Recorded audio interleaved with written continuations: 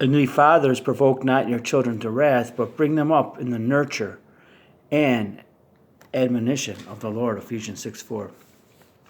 A young man was about to be sentenced to the penitentiary. The judge had known him from childhood, for he was well acquainted with the man's father. Do you remember your father? The judge inquired. The young man answered, I remember him well. Then the judge asked, what do you remember most clearly about him? There was a pause, then came the unexpected answer. I remember when I went to my father for advice, he looked up from the book he was writing and said, run along, boy, I'm busy. When I went to him for companionship, he turned me away by saying, run away, son. Run along, son. This book must be finished.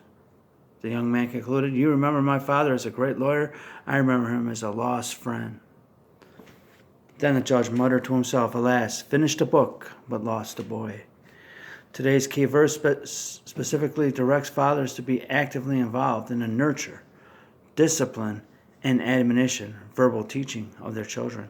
Fathers are not to provoke their children to wrath, or in other words, to vex or exasperate.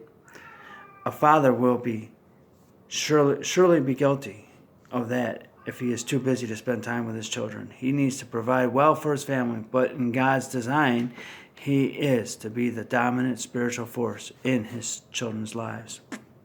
Fathers are to be men with biblical convictions who recognize family values and understand their responsibility to God for their children. Effectively, fatherly performance involves time and transparency.